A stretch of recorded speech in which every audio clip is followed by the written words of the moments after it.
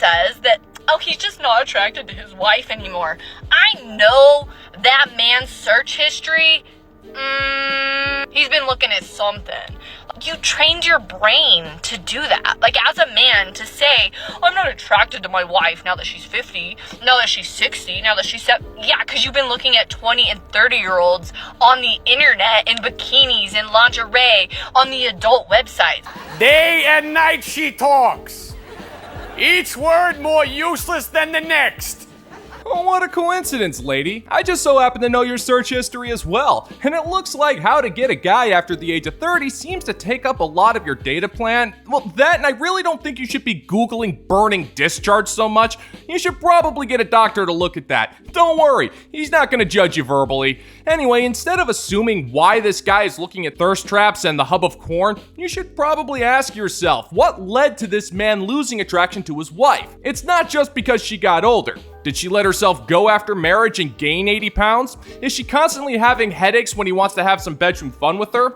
Has she become controlling and unpleasant to be around? I mean, there's a lot of factors that can go into it, and it's not something that happens overnight, but you wouldn't know that, woman. You're the type of person that will put an aspirin wholesaler's kids through college for the amount of migraines you cause a man on a daily basis, so thinking before baseless assumptions aren't exactly your strong suit. It's like, be so for real. Men who say, I'm just not attracted to my wife anymore. You didn't ever truly cherish her. That wasn't a real relationship. It was just about you getting your fix. She was just one more object to you. That's not normal to just, as a man, to be like, I'm not attracted to my wife now that she's aging. Yeah, because your brain is warped. Your brain is rotted. Whenever a woman says, I don't care what he watches on his phone, I don't care if he's looking at other women, yeah, wait till you start aging and he's trained his brain to only be attracted to 20-year-olds. Red flag. That's not love.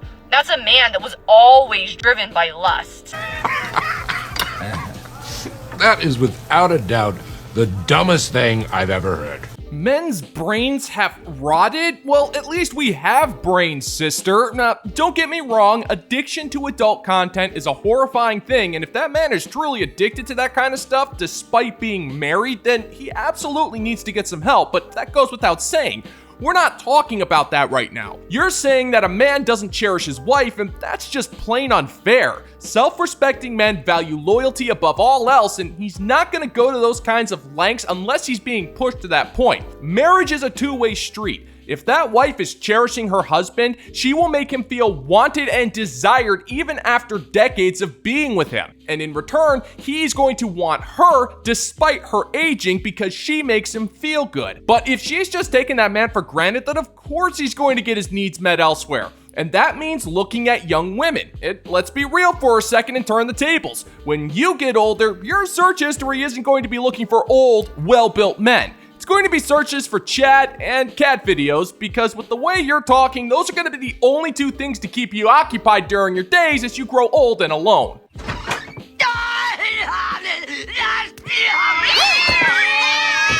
Microfeminisms that I implement in my relationship. If you came from my other microfeminism video, or if you want to look at it, it's pinned on the top of my page, but microfeminisms are essentially like very small little acts that you can do day to day that move the needle just a little bit more towards equality.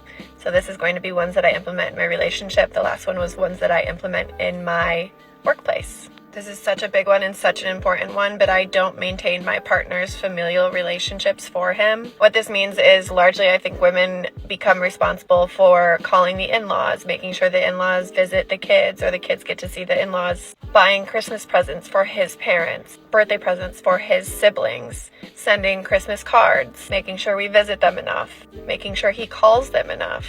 All of those things are his responsibility, and that goes the same for his friends. It's his responsibility to maintain those relationships, and so I don't schedule things. I'm more than happy to go. I think it's important. I want to go, but it's not my job to take on the task of scheduling. Good for you, man. Good for you. Good for you.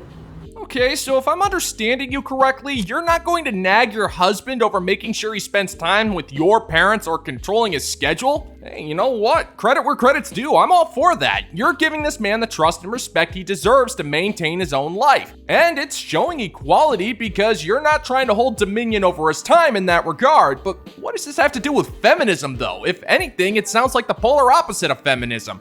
You're actually trusting this man to maintain his own life without the need to condescendingly assume that he's a baby who needs to be told what to do because he's too incompetent to do it himself. It's still kind of weird that you think this is a power move, though. It's really not.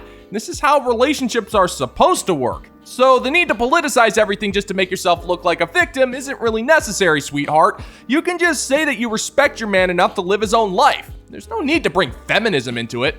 Another big one is I don't do his laundry. We have 2 separate laundry baskets, his laundry and my laundry, because if you have them together, a lot of the times his clothes will just get mixed in and then you'll end up doing them because it's usually more likely that women will do laundry a lot more.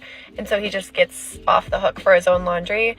So we keep 2 separate laundry baskets, and then household laundry, things like kitchen towels, bathroom towels, sheets, pillowcases, things like that. We both do, we alternate doing those so that we aren't taking on all of the household on one side as well. Say what now? Well, I feel like men are more likely to bring in more of the household income, so I think if you're really going to make things more equal, then you should go out there and make more money. But that's only if you have a useful skill to apply to the marketplace, and I really don't think you do.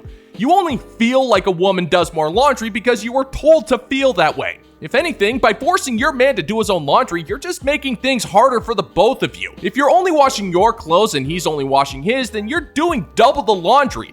If you're using a laundromat, then that's doubling the cost of the laundry. You have a washer dryer set up, then you're doubling the electric, the water, and the gas bill, thus forcing him to not only do his own laundry, but to waste more money paying the extra bills. And for what? Well, I'll tell you, it's for a political movement that makes no sense and can be easily debunked in 2 seconds with logic that's possessed by a smallmouth bass. But in this case, I'll make an exception. Doing his own laundry is probably a good idea. I'm willing to bet he insists on doing it because he's tired of you losing his socks. Last but not least is restocking or refilling things in the house like paper towel, toilet paper, dog food, things that don't belong to anybody. I feel like a lot of the time this task gets put on the woman, and for this one, it's really once we're out, whoever notices or whoever's going to the store next or whoever's leaving the house next, because to be honest with you, we both work remote, so it's really whoever it's most convenient for will restock and refill things that belong to the house.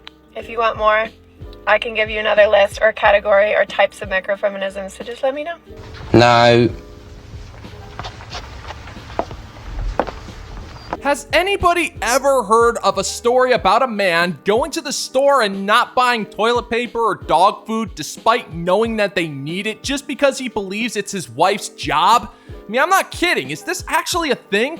I have honestly no idea where this idea came from. Usually, if a man goes to the store and doesn't bring back an essential, it's because he forgot about it. Men are flawed creatures and they forget things sometimes. It's been known to happen throughout history. But to do it on purpose because he's assigned that task to you? Yeah, that doesn't happen no matter how hard you feel on the subject, lady. Hell, I feel like you owe me $1 million worth of solid gold bullion, but that doesn't necessarily make it so, now does it?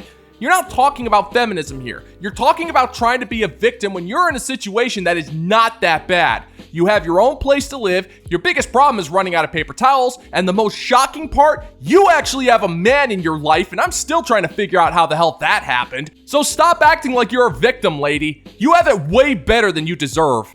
I know it, your family knows it. Dogs know it. So yeah, I'm 53, completely single by choice, and also no children by choice. Love my life, have incredible friends, and travel is the secret to my happiness. I do not wait around for some man to show up to travel with me or to explore places with me. I do it on my own and have so much fun, and usually take friends with me, meet friends wherever I go.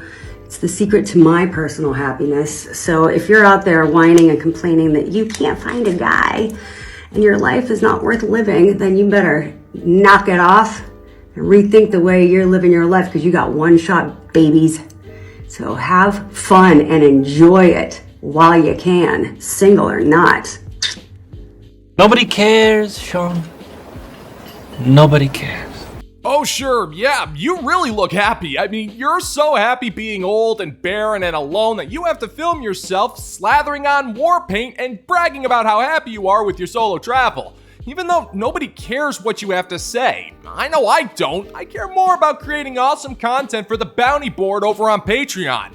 For anybody who's interested in checking out my work and supporting the channel, here's a great way to help out. The perks start at about $5 a month, and I got a number of them available, including producer credits as well as getting access to exclusive content you won't be able to find on this channel, which includes more stories from the Lockverse. But that's not all. I actually want to create more content for you guys to see, be it movie reviews, let's plays, or incoherent ramblings about taxation being theft. You know, the kind of stuff that you want to hear but doesn't really mesh well with the channel format. I still am interested in creating that stuff for you. So let me know in the comments section down below what you think. I'm interested in hearing your input, so go nuts. I actually just don't understand men and how their brains work sometimes, because today I was just minding my own business and this guy comes up to me and he's like, I just wanted to say that you are so elegant. You are such a natural beauty. Yeah, I think that a woman can take one look at me and be like, that's fake. My jawline cost $10,000. Okay, my lips are clearly fucking done. My hair is $2,000. My lashes are $200 every 2 weeks. I don't understand. Like, this is how much I can raise my eyebrows. This is scary. Okay, duly noted. You don't want men to walk up to you and give you compliments, and yet you invested literally tens of thousands of dollars to surgically alter your face. I mean, not only that, you're literally pointing it out as if to complain that the plastic surgeon did a crap job. Now, I didn't know about the plastic surgery, and personally I couldn't care less, but I could tell by the unnatural smoothness of your face that there's virtually nothing real about you. But that just doesn't go for your physical appearance, it goes for your personality, or lack thereof if we're being frank. If you're putting that much money to physically change your appearance, then you have nothing going on upstairs, and it's truly a shame that the surgeon couldn't change out your brain to make you desirable, but then again, it's not like it matters. You're actually bothered that men are coming up to you to give you compliments, but that's just because it triggers your obvious insecurities to the point where you need to tell men that the majority of your body is plastic, which isn't surprising, but I think you're giving plastic a little bit of a diss here, lady. Unlike you, plastic is actually useful and serves a purpose in today's society. And for some reason, and I get it all the time, men are like, you really have enough makeup on to season a fucking wok. And men are just like, you are just... They don't make them like you these days. Yes, they do. They make him down at fucking Matty's Medi Spa, okay? With a needle and a fucking scalpel.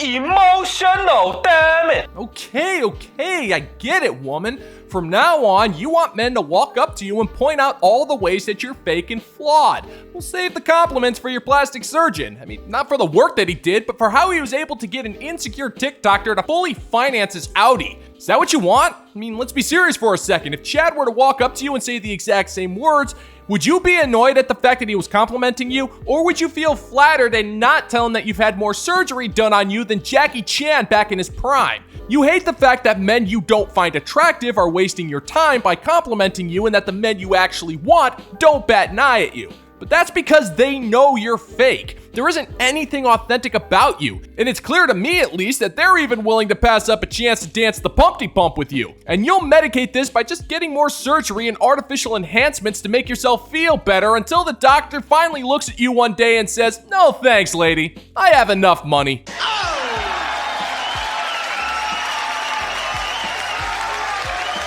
And that's gonna do it for today's video, gentlemen and gents. And as always, if you find that my particular brand of comedy is bringing you to the brink of laughter, then why don't you scroll on down and click that like and subscribe button. Ring the notification bell, leave a couple of comments, and make sure to share this video so we can give the good old-fashioned middle finger to the YouTube algorithm. Thank you for checking out the new video, and until next time, peace out, homies.